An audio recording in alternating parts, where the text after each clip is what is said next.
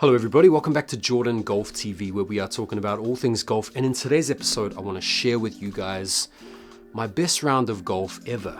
I finally broke 70 and I finally broke par through 18 holes. Now, I don't want to understate it. This is a big deal for me. I know breaking par for a lot of people is like common, a banality. For me, breaking par is a huge achievement. Now, a quick little bit of background on me. If you've been following the golf channel, you're following my golf Instagram, you'll know that I play golf regularly. You'll know that I used to play golf 20 plus years ago when I was a youngster. I've been down as low as like a 4 or 5 handicap. So I know what it's like to shoot par or around par, few over par. I've done that plenty of times in my life. But as an older guy, someone that just got back into playing golf regularly in a big way last year, having just come off an absolute summer of unrelenting regular golf, to have gone around under par is absolutely huge. So the venue for this monumental achievement was Ealing Golf Club. This was last Tuesday, the 25th of November. We played off the green tees, which measure 5,851 yards. The slope rating is 132.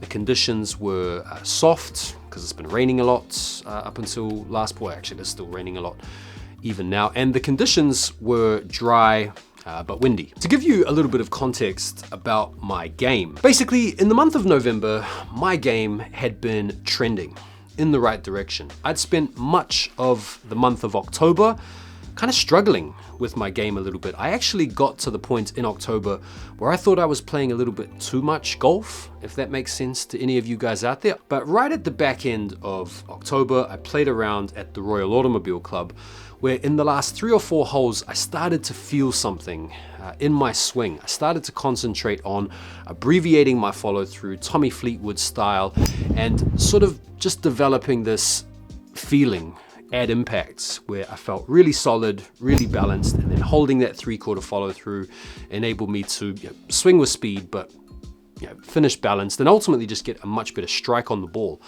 And since that final stretch at the Royal Automobile Club, my scores have been trending in the right direction. So had 83 at Beaconsfield, which is playing like about 10 over, had an 82 at Woburn, 82s, a couple of rounds in the 70s. So my game was definitely trending in the right direction. And importantly, in some of those rounds, I'd been playing 9-hole stretches at even par or 1 over. So this under par score was certainly in the wheelhouse. So let's talk about the round. I've got a few videos here of a few different holes, so I can talk you guys through these specific holes to give you a sense of how I was striking the ball and how I was playing. I must admit, it is cool to have some footage from this day. I mean, it's so good to look back on all. Anyway, let's get into it. So this is the par 3 third. It's 183 yards off the green tees. We were slightly into the winds. It's unbelievably stroke index 15, which is wild. Now, a little bit of an aside, I've actually had a hole-in-one on this hole before off the white tees behind, so I have a little bit of an affinity for this course, just putting that out there. So I hit this 6-iron, pretty solid. I was trying to fade it off the bunker on the left, but ended up hitting it reasonably straight. It ended up in the sand. It wasn't a bad miss, to be honest. You can see here my bunker shot. I mean, it's about 10-15 yards. Splashed it out quite nicely. Probably could have pitched it a little bit further on, but I left it sort of 8 feet short. Now, this length of putt is always a good putt to make early. Gives you a lot of confidence. And I didn't really read much break in this putt. The greens were rolling really nice, so my whole goal was to basically just get a good stroke on it, get it rolling, and it went. So this was a huge putt for me early because it sort of set the tone with the putter. Now, I didn't film this hole, I just took this picture where you can actually see my ball completely bedded into the ground. This is how soft the greens were. I mean, they were holding unbelievably well, but they were also rolling beautifully as well. So shout out to Ealing for the greens because they were nice. This shot was actually my 4th shot on the hardest par 4 on the course, or the hardest hole on the course, the par 4 5th. I actually hooked my drive into the hazard, and then I knocked a 3-wood up the fairway actually was in the rough. And then I had about a 90-yard pitch shot out of the rough, which I hit to 2-3 feet here. And this putt was not given.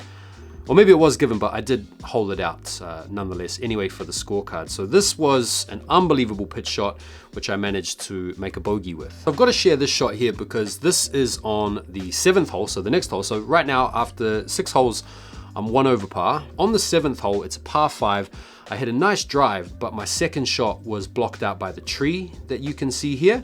And I was honestly feeling, I've been feeling really good with my 3-wood recently. So I figured I could take the 3-wood, it's about 250 yards to the green. I could hit a nice high cut right around this tree and end up giving myself a chance for eagle. And the visualization, bro, I nailed this 3-wood and it ended up on the green. This was what I had left. This was the putt for eagle. I left it, unfortunately, a little bit short, which is always a bit annoying with an eagle attempt, but this was an easy birdie. Next hole, this is the par 3 9th. 150 yards into the winds. Just wanted to hit a nice little cheeky cut with the 9-iron back onto the green. Hit it okay. Wasn't like a pure strike, but on the green nonetheless. Putt from about 30 feet. Just didn't quite start it high enough, but was really good for speed. And look, these putts are never a given. For me, this is the difference a lot of times between a really good round and, you know, like an average round, is if I miss a few of these during the rounds, it completely changes everything. I actually thought I'd hit this too firm when I'd initially stroked it, but in she went, so that's another par. I'm big into filming the par 3s just because they're easy. This next video is from the par 3 14th hole, and at this point in the round, I'm still 1 over, I think. Yeah, I'm 1 over gross up until this point. So still playing really, really well. This is a long hole. It's 215 yards playing into the wind. So I hit the hybrid here to about pin high. And this was, as you can see here, a long, long putt through the fringe right off the green, which if you look at my stroke here, what you'll notice is that I've been trying to stay down on the putts in order to really get a good strike going. So even after I've made contact with the ball, I'm still looking straight down at the ground. And once I know it's rolling, then I'll kind of follow it away. So that has been something that has helped my putting a lot in terms of just keeping the head down.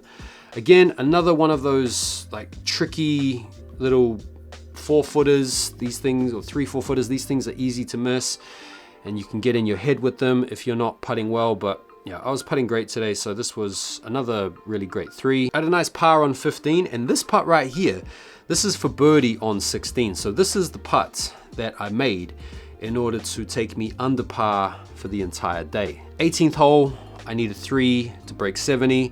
I needed 3 to break par for the first time. My playing partner was kind of putting me off a little bit because he thought I was better than I actually was. He thought I was 2 under when I was actually only just 1 under. So he kind of had me thinking that I only needed a bogey to break 70 when I knew in my head, I knew I needed a par. So it's a tricky par 3. It's 155 yards over water with out of bounds long, sand left.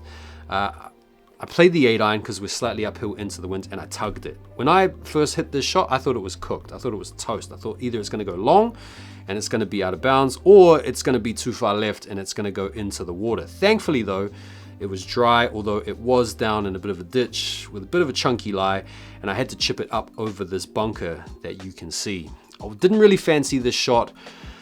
I wasn't sure, whether to go really high and try and bring it down really soft. I was starting to get a little bit nervous. I thought I might have bottled it here, but nonetheless, I chunked the chip, got it up onto the green, and I left myself probably a good 18 feet, I want to say, slightly up the hill for the par. Now, I've been putting great the whole day. I've made several of these length putts already before. I was reading the greens quite well. I figured this putt isn't going to move much. Just put one more good stroke on it and do it, man. So I put a good stroke on this, and as you can see, it went in and the reaction is unmistakable. What a feeling. In terms of the stats for the day, they're not really that impressive, to be honest. In terms of greens in regulation, only 8. Out of those 8 greens in regulation, I managed to get 5 birdies, which is kind of crazy. I had 4 bogeys, no double bogeys, unbelievably, and 9 pars. I had 11 one putts, and 25 total putts. So the star of the show for the day for me was definitely the putter. I did drive the ball pretty well. I had 3 pretty bad drives, one that resulted in a penalty, that was the hazard drop, and then 2 others that I ended up getting away with. In fact, one of the worst tee shots I hit of the entire day was so bad it ended up being good, where it was in an adjacent fairway that I actually had a shot into the green from anyway. So one of the worst tee shots of the day actually resulted in a birdie. So what does this mean for my game? I think one of the things that I've noticed about shooting better scores, like this round under par and a couple of the rounds I've had in recent times where I've been in the 70s, is it's been just about managing the blow up holes. Like I never got too high or never got too low during this round. I managed to just keep it pretty level-headed the whole time. When I did hit a bad shot, I wasn't cussing or throwing the clubs or getting twisted up about it. I was just like, okay, cool, like what do we do now, what's next? So I think just being present, being in the moment, and trying to approach each shot in the moments helped a lot. So yeah, anyway, that's the video. Thank you guys so much for watching. Let me know what you guys think. Are you trying to break par? Have you broken par? Let me know what your next golf goal is down below, and I'll see you guys on the next one. Take care for now, and peace.